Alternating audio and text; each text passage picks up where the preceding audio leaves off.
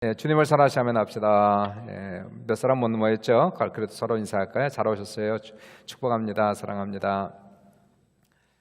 감사합니다. 광고 하나 할게요. 마더스데이가 가까우고 있는데 이번에도 역시 5월 20일까지는 대면으로 모이지 못하니까 온라인으로 예배하지만 영상을 하나 준비하려고 합니다. 그래서 각 가정에서 가능하시면 한 1분 정도, 2분 정도 동영상을 보내주시면 우리가 편집해서 나가도록 그렇게 하겠는데요. 그 내용은 그 어머니에 대한 그러한 묘사하면 좋을 것 같아요. My mom is like 이런 식으로 있지 않습니까? 그래서 어머니에 대한 기억 또는 할머니에 대한 기억도 괜찮을 것 같고요. 그래서 그 좋았던 것, 그 다음에 그 우리 엄마는 어떤 분이시다 이러한 내용들을 담아서 보내주시면 되겠고, 인터뷰를 해도 좋겠고, 만약에 인터뷰가 가능하지 않으면 사진이나 아니면 그 외에 애니메이션이나 이런 것들을 넣으셔서 한 1분 정도, 2분 정도 이렇게 해서 강 목사님한테 보내주시면은 강 목사님께서는 우리 지휘자한테 보내셔서 편집하도록 그렇게 하겠습니다. 감사드리고요. 코로나 사태가 여전히 계속 어렵죠. 지금 4,200명 어제도 그랬고, positivity rate는 7.9니까 조금 떨어지긴 해도 그 전날 10%까지 올라가지 않습니까? 브람턴은 22.4%? 심각해요. 4명 중에 1명 이렇게 되고 있으니까 심각하고요. 인도가 아주 심각하다고 연락이 왔어요. 그래서 한국에 있는 모든 주재원들이 다 한국으로 지금 돌아가도록 그렇게 조치가 되어 있고, 특별히 뉴델리 같은 경우는 지금 25%입니다. 그래서 4명 중에 1명이 꼭 코비드에 걸리는 그런 심각한 상태를 맞아서 그 뉴델리가 다 문을 닫고 완전 락다운되고, 온 도시가 락다운되고, 그리고 한국 주재원들도 다 한국으로 지금 돌아가는 그런 상태 속에서 선교사들도 지금 다 한국으로 빠져나가는 그런 상태에 있다고 그 케이트 선교사한테 연락이 어제 그제 왔네요. 언젠가 끝나겠죠. 그래도 한 6월 7월이면은 백신을 대충 맞게 되고, 그 정도면 대충 정상화가 되지 않을까. 그래도 올 말까지는 아마 완전히 정상으로 돌아오지 못할 것 같아요. 그래서 내년이나 돼야 우리가 new normal, 새로운 정상의 삶을 확실히 찾지 않을까 그런 생각하면서 그때까지 잘 참아 주셔야 되겠습니다. 힘들고 어려울지라도, 그리고 혼자 있으면서 외롭고 고독함이 있을지라도, 특별히 이러한 시기에 우리가 특별히 신앙 생활을 다지고 주님 앞에 기도하면서 주님과 교제하시고 잘 이겨낼 수 있도록 버텨내고 이겨낼 수 있는 우리 모든 성도들 되시고, 참 교회가 1년 이상 이렇게 텅텅 비는 것이 참 안타깝습니다. 그렇죠? 이 큰 교회가 더 큰 교회도 많지만, 그러나 우리 교회도 이 좋은 빌딩에 사람도 모이지 못하고 항상 비어 있는 텅 빈 교회가 참 마음이 아프고요. 새벽 예배는 아예 한 명도 없으니까 우리 김보희 목사님하고 우리 강 목사님 뒤에서 멀티에 있고 난 아무도 없는데, 그래도 하여간 최선을 다해서 우리가 예배를 드릴 때에 하나님께서 그래도 감사하죠. 온라인으로라도 우리가 예배를 드릴 수 있음에 감사를 드리고, 우리가 잘 참아냅시다. 승리하는 교회 우리 모두가 될 수 있기를 주의 이름으로 축복합니다.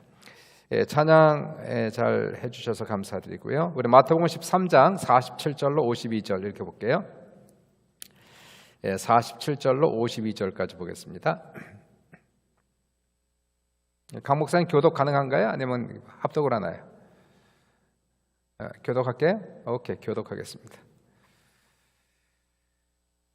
교독으로 갈게요. 교독합니다. 13장 47절로 52절까지 말씀을 우리 같이 교독하겠습니다. 또 천국은 마치 바다에 치고 각종 물고기를 모는 그물과 같으니, 그물에 가득함에 물가로 끌어내고 앉아서 좋은 것은 그릇에 담고 못된 것은 내버리느니라. 세상 끝에도 이러하리라. 천사들이 와서 의인 중에서 악인을 갈라내어 풀무불에 던져 넣으리니 거기서 울며 이를 갈리라. 이 모든 것을 깨달았느냐 하시니 대답하되 그러하오이다. 예수께서 이르시되 그러므로 천국의 제자된 서기관마다 마치 새 것과 옛 것을 그 곳간에서 내오는 집주인과 같으니라. 아멘. 13장에는 천국 비유가 7가지가 나오고 있죠. 우리가 잘 아는 씨 뿌리는 비유가 나왔고요. 그리고 가라지 비유가 나왔지 않습니까?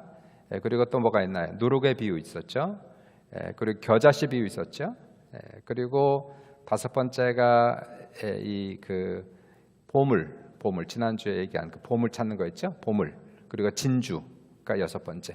그 오늘 본문의 이제 7번째, 이 7개의 그러한 그 비유가 지금 담겨져 있고, 이 천국에 대한 비유는 이 세상에 임하는 천국, 우리가 올라가는 천국 말고, 우리 궁극적인 천국 말고 이 천국이 이 세상에 임하는 거 아니겠습니까? 하나님의 통치가 이루어지는 이러한 이 천국의 여러 가지 특징에 대한 내용을 담고 있는 것이 천국 비유가 되겠습니다.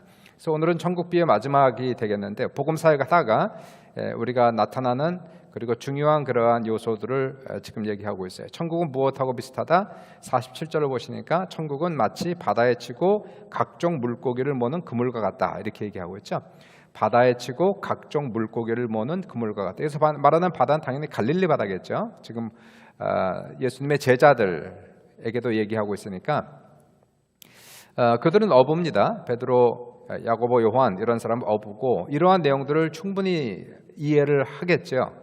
바다에 치고 갈릴리 바다에 치고 각종 물고기를 모으는 그물과 같다, 그렇게 얘기하고 있어요. 그 천국이다, 그렇게 얘기를 하고 있는데, 비유니까 우리가 그 내용을 아셔야 되겠죠. 여기서 말하는 바다는 뭘 얘기할까요? 세상을 얘기하는 거가 되겠고, 그 다음에 그물은 뭘까요? 그물은 이 고기를 모으는 그물이다.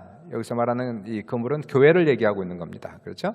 그래서 이 교회는 세상에 드리워진 고기 잡는 그물로 지금 비유를 지금 하고 있어요. 이 교회의 역할을 지금 얘기합니다. 교회는 세상에 드리워진 그물이다 얘기하는 겁니다. 여러 가지 그물이 온 세상에 쳐져 있죠. 로컬 철치를 통해서 그물을 치고 지금 이 바다, 세상의 바다에 그물을 치고 지금 고기를 지금 잡고 있는데, 신자들은 당연히 그러면 이 어부들이 되겠죠. 여러분과 저는 어부 역할을 지금 감당을 하고 있는 것이고요. 그러니까 교회 사명을 얘기하는 겁니다. 교회 사명은 영혼 구원이고요. 그리고 교회, 이 기독교는 전도하는 종교, 전도의 중요성을 지금 얘기하는 거예요. 교회 사명, 교회는 지금 무엇을 하고 있는 것인가? 교회는 왜 여기에 있는가? 이 교회의 사명은, 목표는 그물을 치고 세상에 있는 사람들을 구원하는 것이다. 지금 그렇게 예수님께서 비유적으로 지금 얘기를 하고 있는 겁니다. 기독교는 당연히 전도가 가장 중요하죠. 영혼 구원이 제일 중요하지 않겠습니까? 세상에서 우리가 얼마나 큰 복을 받느냐, 이것도 하나님이 주신 축복이지만 궁극적으로 얘기하시면 내세가 더 중요하죠. 현세보다는. 그래서 우리가 천국을 들어가는, 구원받고 그리고 천국 가는 종교가 기독교가 되는 것이고, 그것을 위해서 예수님께서 이 세상에 오신 거 아니겠어요? 십자가에 돌아가신 그 이유와 목적은 한 영혼 한 영혼을 구원하시기 위해서 예수님이 돌아가신 겁니다. 마가복음도 보시면 1장 38절에 예수님이 제자들에게 그런 말씀을 하세요. 갈릴리 지역 여러 마을을 다니시면서 하셨던 말씀, 우리가 다른 가까운 마을들로 가자, 거기서도 전도하리니 내가 이를 위해서 왔노라. 주님이 오신 목적은 전도의 목적을 위해서 오셨다라고 분명하게 본인의 사명을 알고 계셨어요. 본인이 오신 목적은 복음을 전하고 영혼을 구원하기 위해서 오셨다. 이러한 목적 때문에 주님께서는 가는 곳곳마다 사람을 가리지 않고 전도하셨습니다. 하여튼 기회가 되면 무조건 전도하셨어요. 누구를 만나든지 전도하셨어요. 남녀노소를 불문하고 그 사람들의 지위 고하를 막론하고, 어떠한 사람이든지 그 사람들은 영혼 구원받기에 합당한 사람들이기 때문에 예수님은 그들에게 복음을 믿든지 안 믿든지 전하셨다는 것을 볼 수가 있게 돼요. 먼저 세리 마태를 부르시죠. 세리 마태를 부르셔서 본인의 제자를 삼으시고, 그리고 마태의 친구들까지도, 세리들이죠. 그 당시에 천대 받았던 그 사람들까지도 예수님은 제자 삼으시고 그들의 친구들을 전도하시고, 꼭 가난한 사람만 전도한 게 아닙니다. 부유한 사람들도, 고위층도 항상 전도를 하셨어요. 니고데모에게도, 바리새인인데 니고데모에게 전도하셨습니다. 구원에 대해서, 거듭남에 대해서 말씀을 주셨고, 결국은 니고데모는 예수 믿는 제자가 되죠. 더 나아가서 인생에 지친 사마리아 여인도 예수님께서 구원하시고, 여자고 사마리아 사람이고 이혼을 5번 하고, 관계없이, 그러한 배경에 관계없이 예수님께서 모든 영혼들은 구원을 받아야 하기 때문에 예수님께서 담대하게 복음을 전하셨고요. 예수님이 돌아가시면서도 마지막 하셨던 일은 전도하는 일이었습니다. 십자가상에서 오른쪽과 왼쪽에 있는 강도에게, 특별히 오른쪽 우편 강도에게 내가 오늘 저녁 나와 함께 낙원에 있으리라 말씀하시면서 그의 죽음을 위로하시고 그리고 그의 구원을 확증시키시는 그 모습을 보게 돼요.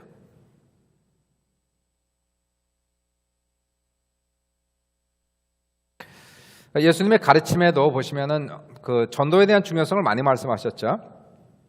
가장 우리가 잘 알고 있는 누가복음 15장에 나오는 세 가지의 비유, 잃어버린 드라크마의 비유, 잃어버린 양의 비유, 잃어버린 아들 두 번째 아들 탕자의 비유를 드시면서 한 영혼이 돌아올 때에, 한 영혼이 구원받을 때에 얼마나 큰 기쁨이 있는지에 대해서 예수님께서 우리에게 잘 말씀을 주셨습니다.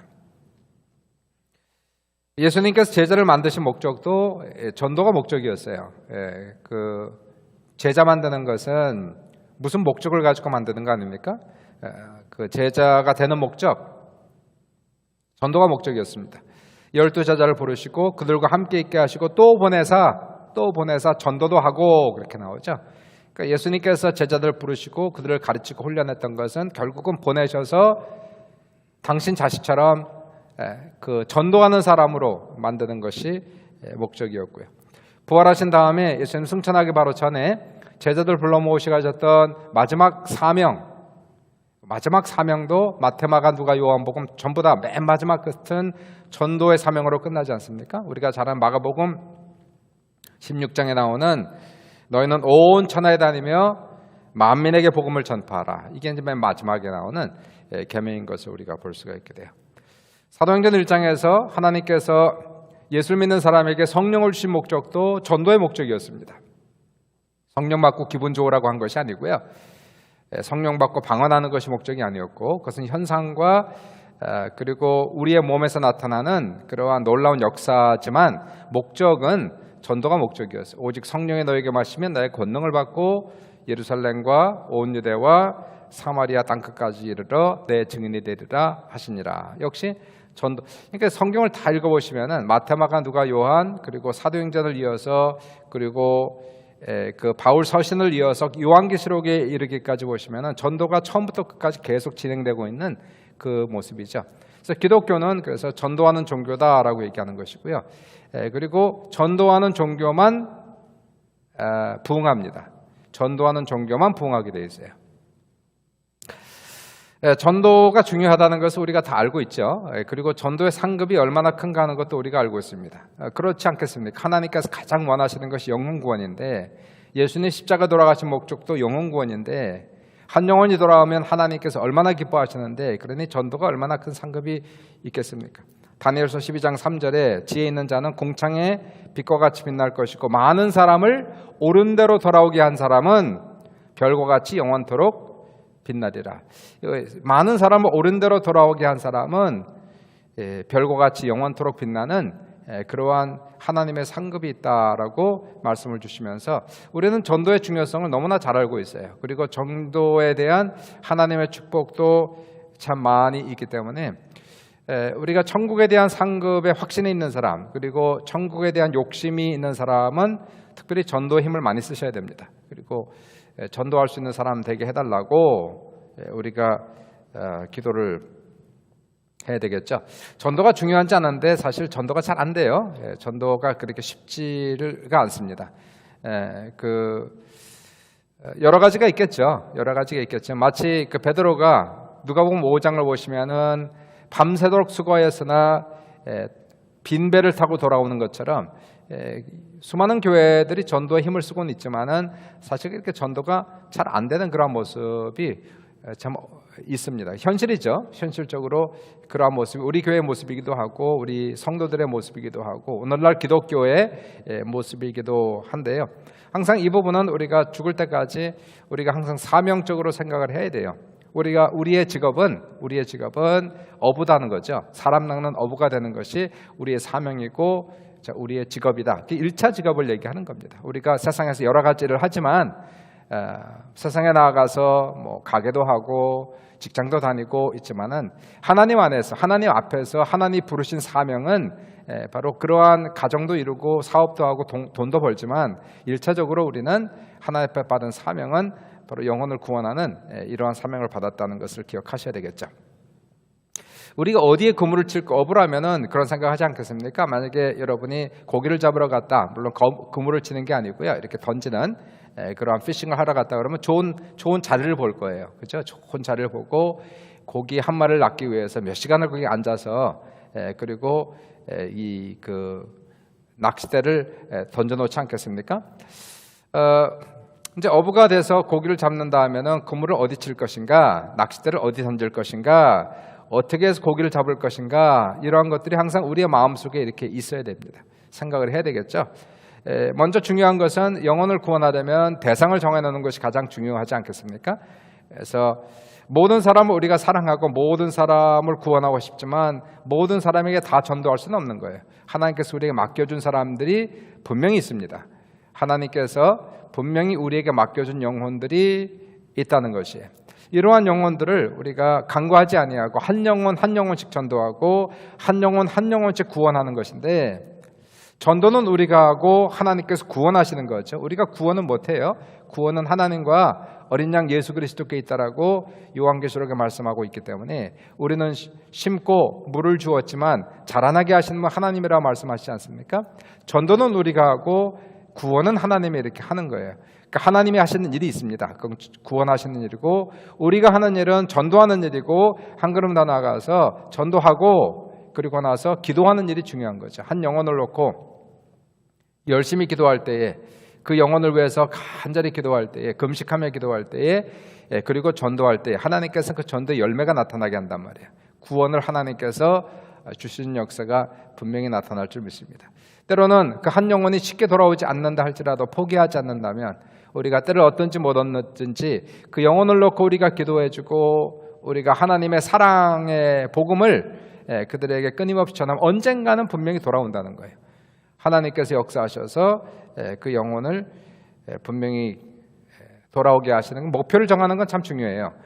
내가 이 영혼에 대한 부담감, 어쩌면 나한테 맡겨주신 사람 아니겠습니까? 그 사람을 내가 기도하지 않는다면 아무도 그 사람을 위해서 기도할 수 있는 사람은 없을 거예요. 그런 영혼들이 있는 겁니다. 하나님이 나에게 맡겨준 영혼이 있어요. 내가 맞지 않으면, 내가 기도하지 않으면 이 세상에 어떠한 70억의 인구 중에서 어떠한 누구도 그를 위해서 전도할 사람이 없고 그를 위해서 기도할 사람이 없단 말이에요. 그러면 그분은 내 책임이다 라고 생각하고 우리가 기도하고 그리고 전도를 해야 되겠죠. 이제 일반적으로 이제 그러한 걸 보시면은 이 전도는 가까운 사람부터 시작해서 먼 곳으로 이렇게 움직이는 것이 일반적이다. 쉬운 사람으로부터 시작해서 어려운 사람으로 돌아가는 것이 좀 더 일반적이고요. 좀 쉬운 전도다 이렇게 얘기할 수 있겠죠. 이미 나와 관계를 맺고 있는 사람, 나와 대화가 되는 사람, 이러한 사람이 전도에 가장 쉽겠죠. 저 먼 나라에 있는 사람보다는 거기는 이제 선교 갈 때 가능한 것이고 일반적으로 선교사님들이 하는 것이고요. 그러나 일반적으로 우리 평신도들이 1년 365일 할 수 있는 그런 전도라 하면은 이미 나와 어느 정도 관계가 있는 사람, 이 얼굴을 아는 사람, 자 이러한 사람들을 상대로 하겠죠. 성경도 보시면은 안드레가 그의 형제 베드로를 데리고 오지 않습니까? 그리고 빌립은 친구 나다나리를 데리고 오고요. 마태는 또 다른 친구 마태의 친구들 세리들을 또 데리고 오고요. 우물가의 여인은 조금 쉽지 않았지만 자기 동네에 들어가서 동네 사람들, 알고 있는 사람들 있죠. 언어가 통하고 문화가 통하는 자 그러한 사람들에게 예수를 전했을 때 그들이 주님께로 돌아오는 역사. 이게 전부 다 뭐냐면은 가까운 사람, 나와 어느 정도 안면이 있는 사람, 그리고 나를 아는 사람, 자 이러한 사람들에게 복음을 전하는 거 아니겠습니까? 내가 예수를 만났다는 거죠. 내가 예수를 만났다 라는 그러한 고백을 하는 것이고, 당신도 예수를 만나보시오 라고 여러분의 언어로, 그 사람한테 맞는 언어로 우리가 얘기를 할 수 있겠죠.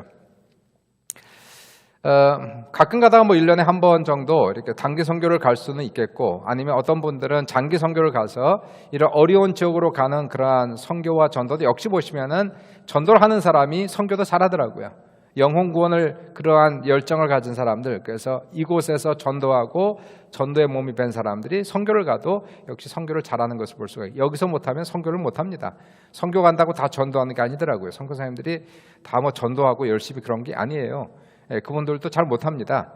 근데 전도의 사명이 있고 전도를 늘상 생활하는 사람들은 어딜 가도 전도를 잘해요. 잘하고 참 은혜스럽게 잘합니다. 김홍민 선교사님, 우리가 불가리아에 선교 지금 돕고 있지만은 우크라이나에 그분이 있었을 때 제가 10년을 우리 교회에서 도왔지 않습니까? 그리고 지금 불가리아에 있는데 불가리아에도 우리가 돕고 있죠. 그분은 특별히 은사가, 개척의 은사가 있어요. 전도의 은사가 특별히 있어요. 그래서 보면은 다른 분들은 선교적을 가면 문화사역을 먼저 해요. 꼭 보면 태권도를 가르치는가, 무용을 영어를 가르치는가. 그분은 그런 걸 전혀 못해요. 우선 그런 은사가 없어. 무용도 못하고 태권도도 못하고 영어도 잘 못하고 그 나라 말도 못하고. 근데 무슨 은사가 있냐면 교회 개척하는 은사가 있어요. 전도하는 은사가 있어요. 말도 못하는데 전도를 해요. 근데 교회가 됩니다. 그리고 교회가 성장합니다. 그렇죠? 참 신기한 그런 그 모습을 보면서, 그러한 모습들을 이렇게 쭉 저도 이렇게 내다보면서, 이 전도라고 하는 것은 뭐 문화가 틀린 사람들한테는 안 되고 문화 같은 사람 이런 부분이 아니더라고요.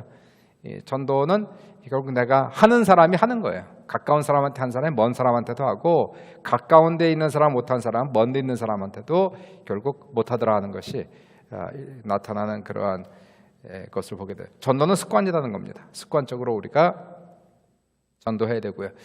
한 걸음 더 나아가서 불신자의 어찌 보면 그 니드를 맞춰주는 전도가 가장 효과적이겠죠. 우리한테 맞는 전도 방식 말고 저 사람한테 맞는 전도 방식, 저 사람들한테 필요한 전도 방식을 사용하는 것, 그것이 성경적 전도 방식이다. 그러기 위해서는 굉장히 유연해야 됩니다. 우리 자신을 굉장히 유연하게 만들어야 되겠죠.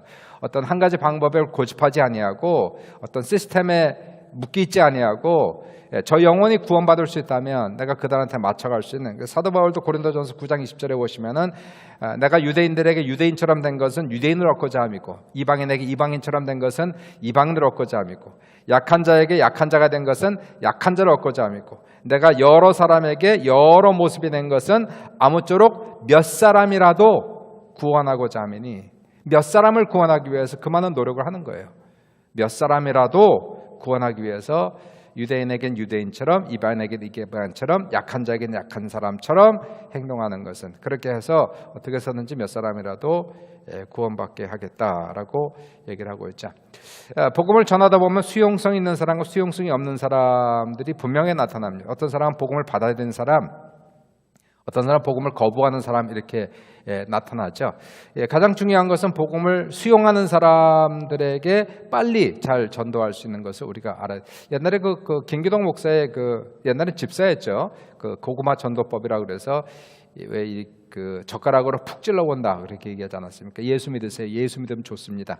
그러니까 찔러보면 어떤 사람은 아직 덜 익어서 잘 안 들어간 사람이 있고, 어떤 사람은 한 서너 번 찔러보니까 푹 들어가더라는 얘기. 푹 들어간 사람은 준비가 된 영혼이니까 바로 교회로 데리고 오면 되고, 이게 준비가 아직 안 된 사람, 찔렀는데 아직도 딱딱한 사람, 거부하는 사람은 계속해서 그 사람들에게 사랑을 표현해주고 친절로 나타나고 그때마다 예수 믿으라고 전도하면 때가 되면은 그 사람들도 익어서 주님께로 돌아온다는 것을, 어떤 방법을 쓰는 중요한 것은 우리가 이 전도가 교회의 사명인 것을 우리가 알아야 되는 것이고, 오늘 본문에서 얘기하는 천국은 마치라고 얘기하면서 이 바다에 그물을 치고 고기를 잡는 것과 같다라고 얘기할 때, 이것은 지금 교회의 사명을 얘기하는 것이고요. 교회는 어떻게 해서든지 그물을 치고 as many as possible이에요. 어떻게 해서든지 많은 사람들을, 어부의 목적은 많은 고기를 모으는 게 목적이죠. 뭐 거기서 우선 뭐 좋은 고기만 고르니까 그게 아니지 않습니까? 가능한 한 많은 고기를 우선 모으는 거예요. 그래서 교회는 그물처럼 어떠한 사람이든지 모든 사람을 다 수용할 수 있는, 수용해야 되는, 항상 열려있는 교회, 항상 환영하는 교회, 그리고 그들의 필요를 맞추어주는 그러한 교회가 되기 위해서 노력하는 것은 바로 한 영혼이라도 더 구원하고자 함이라라고 얘기하는 겁니다. 지금 교회는 지금 뭐 이렇게 텅 비었지 않습니까? 뭐 코로나 사태 때문에 어쩔 수 없다라고 우리가 얘기할 수 있겠지만, 코로나가 끝난 다음을 우리가 한번 생각하면은 올 말이 지나고 이제 내년 되겠죠. 코로나가 끝나도 이게 완전히 회복되려면 시간이 좀 걸릴 것 같아요. 정신적으로, 사람이 영적으로 회복이 되려면 내년이나 돼야 이제 어느 정도 온전히 회복이 될 텐데, 그 이유를 우리가 내다볼 때에 바로 이 자리에 우리가 원하는 것은 하나님께 사람을 채우시고 이 자리에서 구원받는 사람들이 많아질 수 있기를, 그 교회의 사명이니까 예수님께서 이 말씀을 하세요. 누가복음 14장 23절에 사람을 강권하여 데려다가 내 집을 채우라. 사람을 강권하여 데려다가 내 집을 채우라. 어찌 보면 때로는 거의 반강제적으로라도 이 교회는 채워야 된다. 그 얘기를 지금 하고 있는 거예요. 왜냐하면 하나님께서 원하시는 거니까. 교회는 양도 중요하고 질도 중요한 거예요. 하나님 나라는 양도 중요하고 질도 중요합니다. 그렇지 않습니까? 30배, 60배, 100배 생각해 보세요. 작은 겨자씨가 자라서 큰 나무가 되고 많은 열매를 맺는다. 양도 중요하단 말이에요. 그러니까 교회는 물론 이제 두 번째 질에 대해서 얘기하겠지만은 이 사람이 많아지는 것, 숫자가 많아지는 것, 이게 나쁜 게 아니고요. 좋은 것이고 그게 하나님의 사명이다라고 성경은 지금 얘기하는 것이고, 고물을 치고 많은 고기를 잡는 것이 목적이다. 어부의 목적이죠. 어부는 어떻게 해서든지 많은 고기를 모으는 것이 목적이다. 그러므로 교회의 사명은 이 사회에서 그물을 치고 어떻게 해서든지 성도들을 어부화시키고 이 교회를 마치 그러한 교회로 전도하는 교회로 만들어서 가능한 한 많이 사람들을 이 교회에 앉혀놓는 이러한 역할이 첫 번째 사명이다라고 지금 얘기하는 겁니다.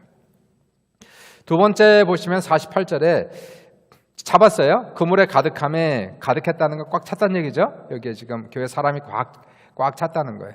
우리 교회가 차려면 300명은 돼야 찹니다.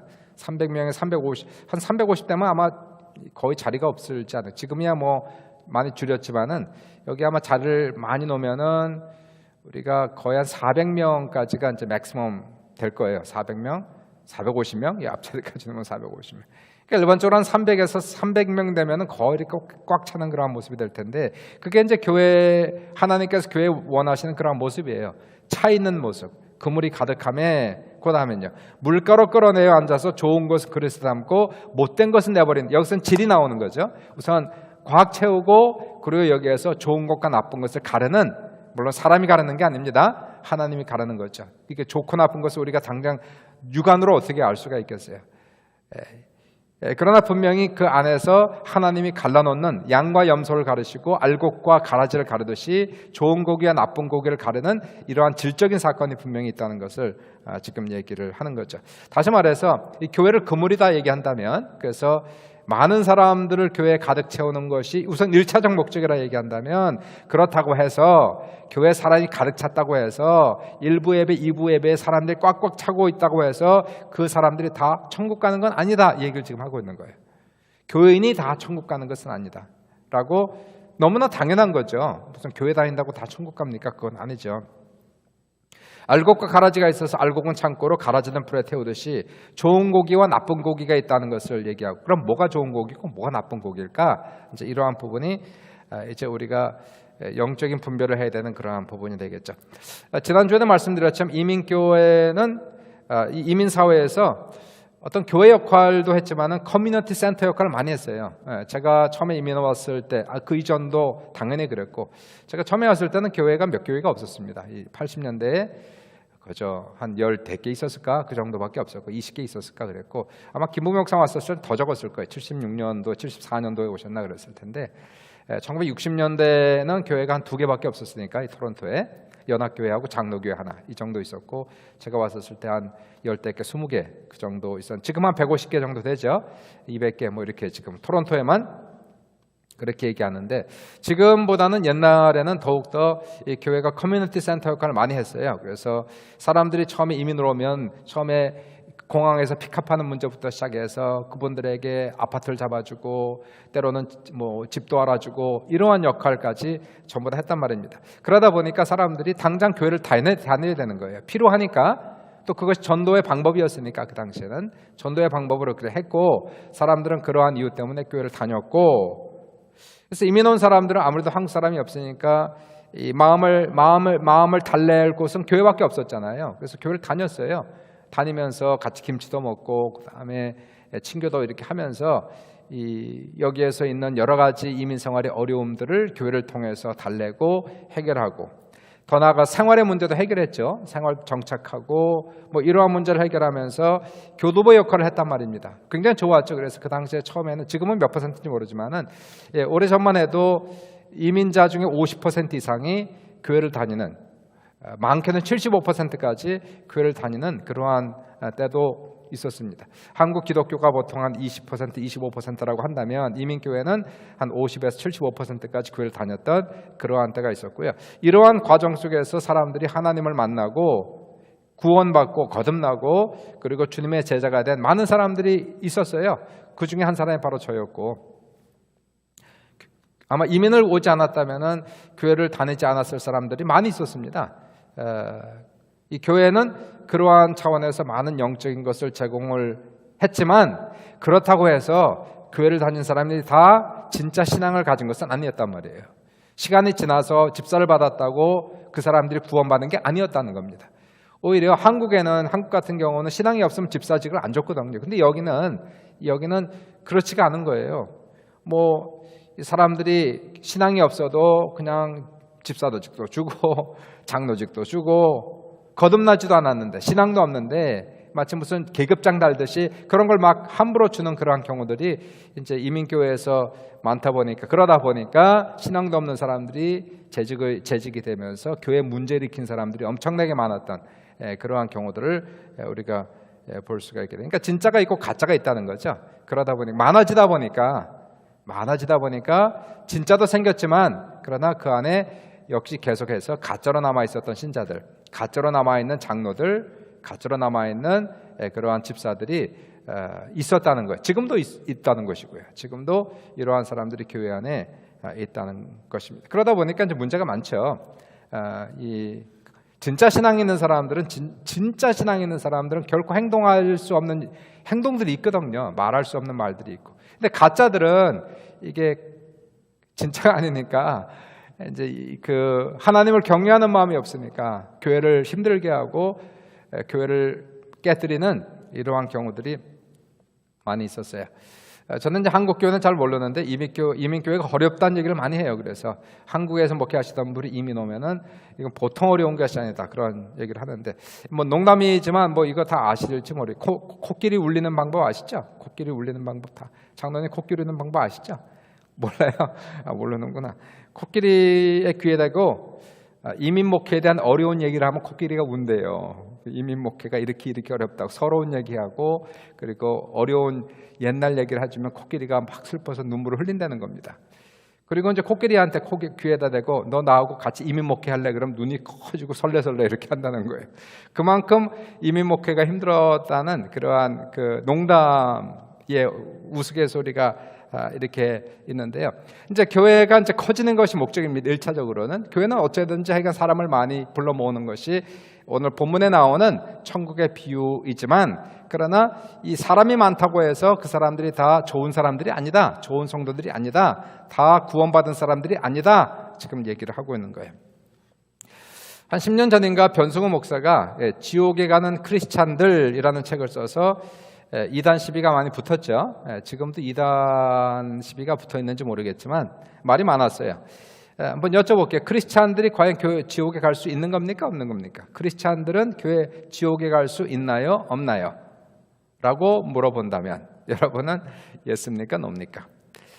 크리스찬은 원래 그 by definition, 그러니까 그 의미상 지옥에 갈 수 없죠. 왜냐하면 크리스찬이라는 그 단어 속에는 예수를 믿는 사람 그리고 예수를 따르는 사람이니까 정말 크리스찬이라면 성경에 나오는 그런 크리스찬이라면 지옥에 갈 수 없죠. 그러니까 지옥에 가는 크리스찬이라는 것은 맞지 않는 그런 표현이지만, 그다음 이제 변승우 목사가, 저는 뭐 책을 읽어보지 않았지만은 이 사람이 아마 썼던 그 제목의 내용 속에는 크리스찬이라는 이름을 가졌지만 진짜가 아닌 크리스찬, 이러한 내용을 가지고 있는 게 분명하다는 거예요. 존 맥카더 목사도 이제 그러한 설교를 했지만은 존 맥카더 목사는 어떠한 제목으로 설교를 했느냐 하면은 뭐라 그럴까요? 그 명목상 크리스찬 또는 유사한 크리스찬, 그런 표현을 썼어요. 유사한 크리스찬 같지만 크리스찬이 아닌 진짜 같지만 가짜인 그거죠. 진짜 같지만 가짜인, 겉모습은 있지만 내면은 아닌 그러한 유사한 크리스찬에 대해서 얘기를 하는 겁니다. 그러니까 교회를 다니고 세를 받았다고 또는 성찬을 받는다고 직분을 가졌다고 교회에서 봉사한다고 다 크리스찬은 아니라는 거예요. 그렇지 않다는 거죠. 무늬만 크리스찬인 사람이 있다는 겁니다. 명목적 크리스찬이 있다는 것이에요. 어떠한 사람일까요? 마치 길가에 있는 길가에 그 말씀이 뿌린 사람처럼 평생 말씀을 들어도 은혜가 되지 않는 사람, 말씀을 깨닫지 못한 사람, 이 사람은 아니죠. 집사를 받아도 장로를 받아도 아니 구원의 복음의 말씀을 깨닫지 못하는데 어떻게 크리스찬입니까? 예수 십자가의 복음을 깨닫지 못한다. 이건 크리스찬이 아니죠. 거듭나지 않은 거죠. 그냥 교회만 다닌 거지. 또는 가시떨기나무에 떨어진 씨앗처럼 세상을 사랑하고 물질을 사랑하고 돈을 사랑하고 하나님보다 훨씬 더 사랑한다면 뭐 교회를 다닌다 해도 끊임없이 세상을 추구하고 끊임없이 돈을 사랑한다면 이 사람은 크리스찬이라고 얘기할 수 없는 거죠. 그러니까 이러한 사람들을 하나님께서 나눈다 지금 얘기를 하고 있는 겁니다. 웨스트민스터 장로교회 대요리 문답에도 오시면 대요리 문답에 이러한 질문이 질문 61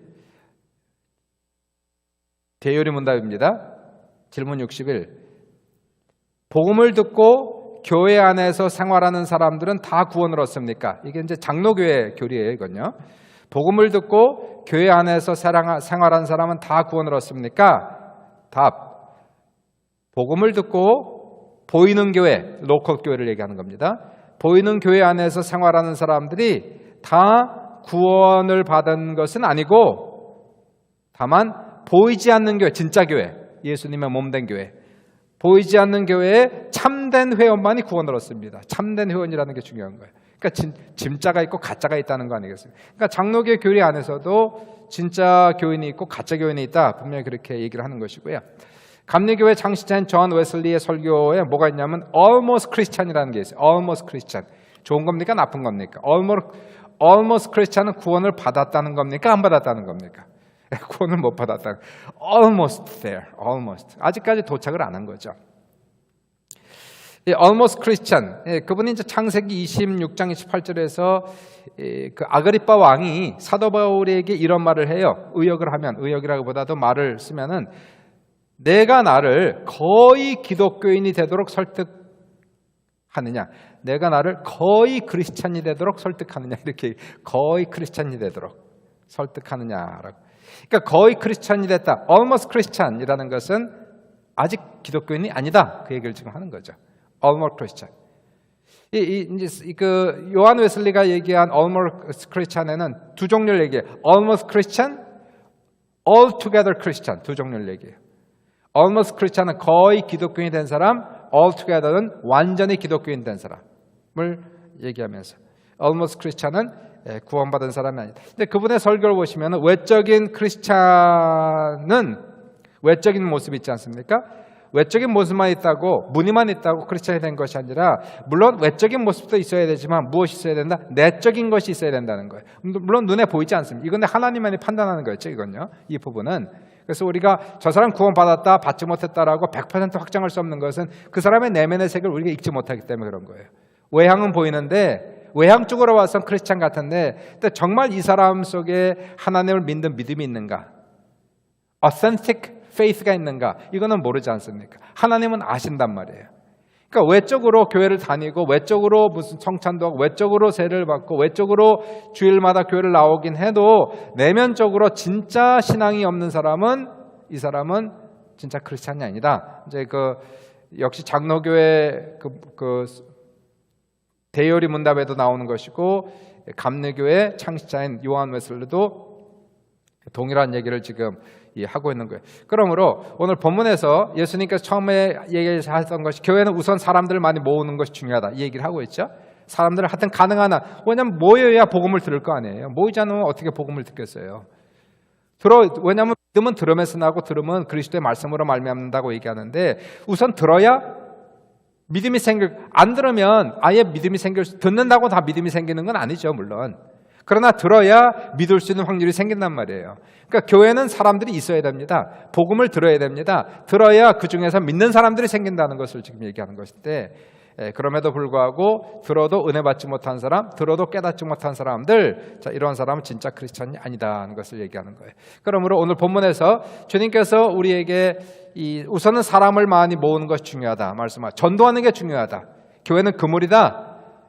세상에 치고 수많은 사람을 불러 모으고 그리고 여기에서 끊임없이 복음을 전파하고 천국과 지옥을 얘기하고 예수 십자가 얘기해서 하나님 우리가 기도하고 영혼들 위해서 그러면 그 중에서 주님이 구원받는 사람, 거듭난 사람들을 만들으시고 이들을 주님께서 가르치는 역사, 하나는 구원으로 하나는 구원받지 못한 사람으로 나누는 것을 우리가 볼 수가 있게 돼요.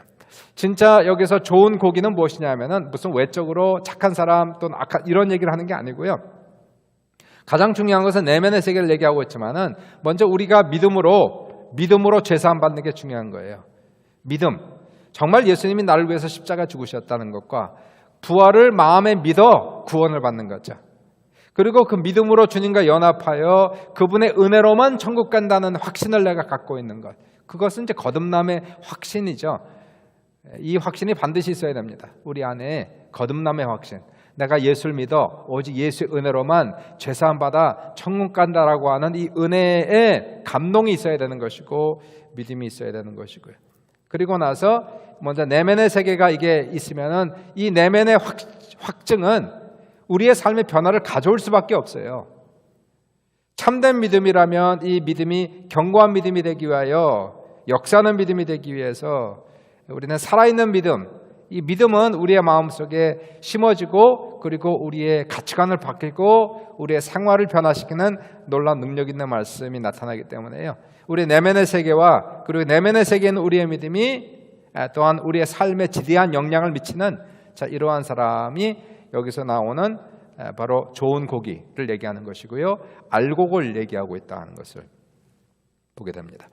교회는 그랬어요. 교회는 지금은 뭐 완전 텅텅 비었지만은 새벽 예배는 아예 비었고 수예배, 주일 예배 또 한 달 동안 우리가 10명 이상 모일 수 없는 그러한 사태이긴 하지만 뭐 이러한 사태가 다 지나가고 난 다음에 이제 교회가 이제 본분을 담당할 때에 이 교회는 반드시 차야 돼요. 채워야 돼요. 무슨 일이 있어도 전도해야 돼요.